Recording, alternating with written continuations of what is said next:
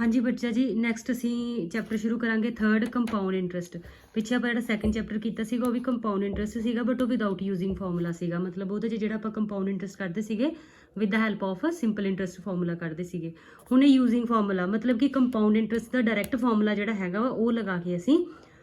Compound interest कड्डांगे। ये वास्ते जो फॉर्मूलाज ने वो वेख लो। ये तीन चार चीज़ां होंदियां ने। A is equal to amount, N is equal to time, P is equal to principal, R is equal to rate of interest.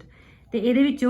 सब तो पहले असीं ए फाइंड करते हैं। तो अगर ए फाइंड असीं कर लिया तो कंपाउंड इंटरस्ट फाइंड करने वास्ते ए पी नूं माइनस कर दिंदे आ। इन्हां अगर तुहानूं तीन चीज़ां दित्तियां ने तो चौथी चीज़ तुसीं अपने आप फाइंड कर सकते, जिहड़ी मर्जी फाइंड कर सकते। आर भी फाइंड कर सकते अगर आ तीन दित्तियां ने, पी फाइंड कर सकते अगर आ तीन दित्तियां ने, एन फाइंड कर सकते अगर आ तीन दित्तियां ने। ठीक है, इस तो पहले जो वैसे नॉर्मल सम हुंदा उहदे सब तो पहले असीं की फाइंड करते हैं अमाउंट। अमाउंट का फॉर्मूला है पी मतलब principal bracket 1 plus R over 100, R मतलब रेट ऑफ इंटरस्ट रेस्ट पर एन मतलब टाइम। अगर ईयरली दिता है रेट ऑफ इंटरस्ट जो दिता है वो ईयरली या एनुअली दिता है तो यह फॉर्मूला लगना। फॉर्मूला सेम ही है, बस रेट ऑफ इंटरस्ट जो वो भी हाफ हो जाएगा तो टाइम जो डबल हो जाएगा। अगर रेट ऑफ इंटरस्ट जो हाफ ईयरली या सैमी एनुअली दिता है तो अगर rate of interest half yearly या सैमी एनुअली दिता है तो सारे फॉर्मूले के आर नू 2 नाल भी डिवाइड कर देवांगे तो एन नू 2 नाल मल्टीप्लाई कर देंगे। सेम अगर तुहाडे कोलों रेट ऑफ इंटरस्ट जो क्वार्टरली दिता है, क्वार्टरली मतलब ईयर विच 4 टाइम्स, तो फिर रेट ऑफ इंटरस्ट नू 4 नाल डिवाइड कर देंगे तो टाइम नू 4 नाल मल्टीप्लाई कर देंगे। फॉर्मूला सेम ही रहेगा, बस वो क्वार्टर करके 4 तो हाफ करके 2 हो जाएगा। हुण उस तो बाद चो अगर तुहाडे कोलों रेट ऑफ इंटरस्ट डिफरेंट दिते आ, पहले साल वास्ते डिफरेंट आ, दूसरे साल वास्ते डिफरेंट आ, मतलब जिन्ने ईयर तुहानूं दिते ने स्टेटमेंट दे विच उहदे विच तुहाडे कोलों रेट ऑफ इंटरस्ट हर साल वास्ते डिफरेंट आ तो आह वाला फॉर्मूला लगना। जिन्ने साल आ तो उन्ने दा फॉर्मूला लगना। अगर 2 साल आ तो R1 R2, 3 साल आ तो R1 R2 तो R3 दे नाल फॉर्मूला लगना for different rate of interest. इस तो बाद सब तो पहला अमाउंट फाइंड करके तो कंपाउंड इंटरस्ट फाइंड करने वास्ते असीं की करना है ए माइनस पी, मतलब अमाउंट विचों पी नूं माइनस कर देना है। हुण उस तो बाद एक्सरसाइज ते आ जाओ। एक्सरसाइज दे विच ही है, सम ईजी ने ये, बस इन्हां दी थोड़ी जी ना कैलकुलेशन लैंदी है, बस बाकी सम तुहाडे जिहड़े ने वो ईजी ने। जिवें फर्स्ट सम उन्होंने कहा find the amount and the compound interest. असीं अमाउंट भी फाइंड करना तो कंपाउंड इंटरस्ट भी फाइंड करना है। प्रिंसीपल तुहानूं दिता 12,000 रुपीज़ तो टाइम दिता 3 ईयर, रेट ऑफ इंटरस्ट दिता 5 year, interested being annually. Annually मतलब सब तो पहले वाला फॉर्मूला लगना है, सिंपल है बस। फॉर्मूले दे विच सारा कुछ जो दिता मैं लिख लिया, पी एन ते आर। फॉर्मूला लगाया ए दा, सारियां वैल्यूज़ फिल कर दित्तियां।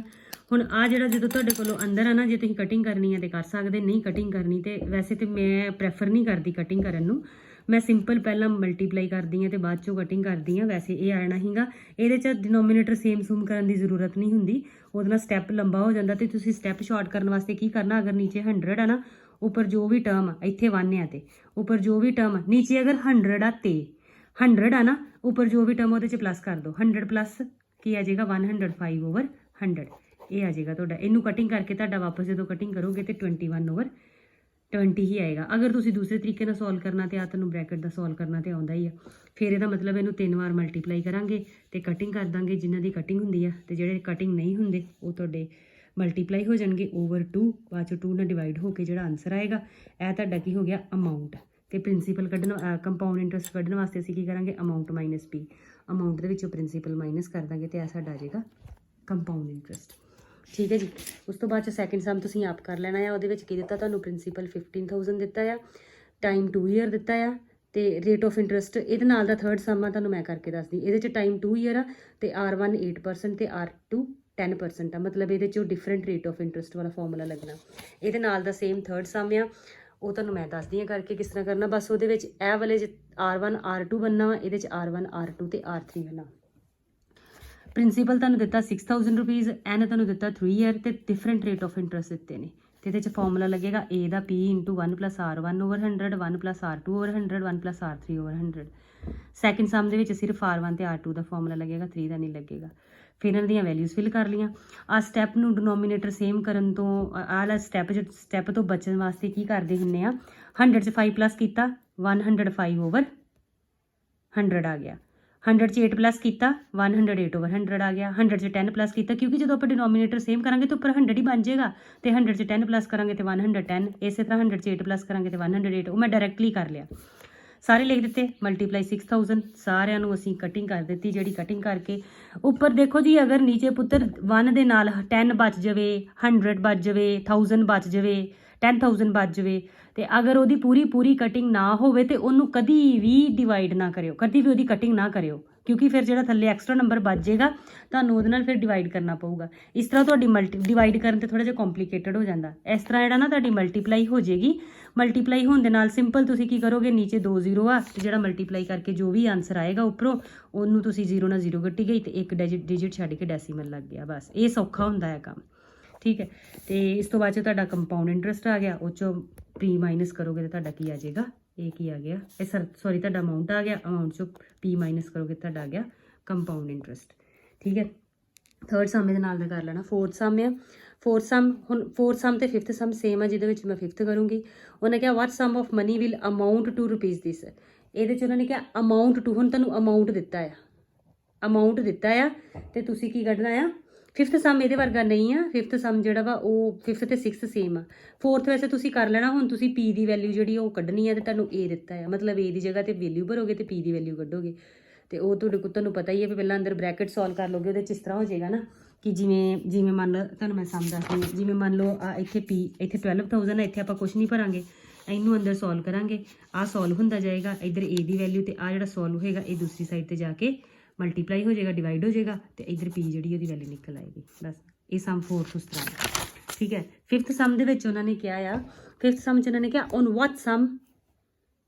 On what sum of money will compound interest ਹੁਣ ਤੁਸੀਂ ਨਾ ਸਟੇਟਮੈਂਟ ਨੂੰ ਜਰਾ ਧਿਆਨ ਨਾਲ ਪੜ੍ਹਨਾ ਜਦੋਂ ਸਮ ਕੱਢਣਾ ਨਾ ਉਦੋਂ ਜ਼ਰੂਰੀ ਨਹੀਂਗਾ ਕਿ ਅਮਾਊਂਟ ਹੀ ਦਿੱਤਾ ਹੋਵੇ ਉਦੋਂ ਤੁਹਾਨੂੰ ਕੰਪਾਊਂਡ ਇੰਟਰਸਟ ਵੀ ਦਿੱਤਾ ਜਾ ਸਕਦਾ ਜਿਸ ਤਰ੍ਹਾਂ ਫੋਰਥ ਸਮ ਦੇ ਵਿੱਚ ਉਹਨਾਂ ਨੇ ਅਮਾਊਂਟ ਟੂ ਕਿਹਾ ਸੀਗਾ ਮਤਲਬ ਆ ਕੀ ਆ ਅਮਾਊਂਟ ਆ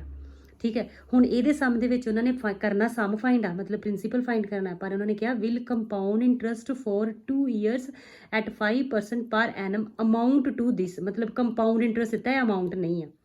ਠੀਕ ਹੈ ਅਮਾਊਂਟ ਇੰਨਾ ਛੋਟਾ ਨਹੀਂ ਹੋ ਸਕਦਾ ਠੀਕ ਹੈ ਇਹ ਇੰਟਰਸਟ ਦਿੱਤਾ ਆ ਤੇ ਹੁਣ ਇਹਦੇ ਵਾਸਤੇ ਤੁਸੀਂ ਕੀ ਕਰਨਾ ਹੈ ਹੁਣ ਤੁਹਾਨੂੰ ਕੰਪਾਊਂਡ ਇੰਟਰਸਟ ਦਿੱਤਾ ਹੈ ਤੇ ਇਹਦੇ ਵਾਸਤੇ ਤੁਸੀਂ ਕੀ ਕਰੋਗੇ ਸਾਨੂੰ ਅਮਾਊਂਟ ਵੀ ਨਹੀਂ ਦਿੱਤਾ ਤੇ ਪ੍ਰਿੰਸੀਪਲ ਵੀ ਨਹੀਂ ਦਿੱਤਾ ਇਹਦੇ ਵਾਸਤੇ ਆ ਦੇਖੋ ਜੋ ਸਾਨੂੰ ਦਿੱਤਾ ਅਸੀਂ ਲਿਖ ਲਿਆ compound interest rate of interest ਤੇ ਟਾਈਮ ਸਭ ਤੋਂ ਪਹਿਲਾਂ ਕੰਪਾਊਂਡ ਇੰਟਰਸਟ ਦਾ ਫਾਰਮੂਲਾ ਲਗਾਇਆ a - p ਠੀਕ ਹੈ ਜੀ ਇਹਦੇ 'ਚ ਸਾਨੂੰ a ਦੀ ਵੈਲਿਊ ਨਹੀਂ ਦਿੱਤੀ ਤੇ ਆਪਾਂ ਫਾਰਮੂਲਾ a ਦਾ ਹੀ ਲਗਾਉਣਾ ਆ ਤੇ a ਦੀ ਵੈਲਿਊ ਕੱਢ ਲਈ p ਉੱਧਰ ਜਾ ਕੇ ਪਲੱਸ ਹੋ ਗਿਆ ਕੰਪਾਊਂਡ ਇੰਟਰਸਟ ਦੀ ਵੈਲਿਊ ਭਰੀ ਤੇ ਆ ਗਿਆ 768.75 ਪਲੱਸ p = a ਠੀਕ ਹੈ ਜੀ ਹੁਣ ਫਾਰਮੂਲਾ ਲਗਾਇਆ a ਦੀ ਆ ਜਿਹੜੀ ਵੈਲਿਊ ਨਾ ਸਾਰੀ ਇਹ a ਦੀ ਜਗ੍ਹਾ ਤੇ ਆ ਸਾਰੀ ਵੈਲਿਊ ਭਰ ਦਿੱਤੀ ਆਪਾਂ ਆ ਦੇਖੋ ਆ ਸਾਰੀ ਵੈਲਿਊ ਭਰ ਦਿੱਤੀ ਦੂਸਰੀ ਸਾਈਡ ਤੇ r ਦੀ ਵੈਲਿਊ ਭਰ ਕੇ ਠੀਕ ਹੈ ਆ ਦੇਖੋ ਸਾਰੀ ਵੈਲਿਊ ਭਰ ਦਿੱਤੀ r ਦੀ ਵੈਲਿਊ ਭਰ ਕੇ ਆਪਾਂ ਇਹਨੂੰ ਸੋਲਵ ਕੀਤਾ ਆ ਜਿਹੜਾ ਸਕੁਆਇਰ ਆਇਆ ਇਹ ਬਚ ਗਿਆ ਸਾਡਾ ਠੀਕ ਹੈ ਜੀ ਹੁਣ ਆ ਕੀ ਕਰਨਾ ਅਸੀਂ ਕੀ ਕੀਤਾ ਆ ਸੌਰੀ ਇੱਥੇ ਆ ਪਲੱਸ ਆ ਠੀਕ ਹੈ ਜੀ ਹੁਣ ਆ ਵੀ p ਵਾਲਾ ਵਾ ਤੇ ਆ ਵੀ p ਵਾਲਾ ਵਾ ਇਹਨੂੰ ਮਲਟੀਪਲਾਈ ਕਰ ਲਿਆ ਮੈਂ ਬਾਕੀ ਸਮ ਅਗਲੀ ਵੀਡੀਓ 'ਚ ਦੱਸਦੀ ਹਾਂ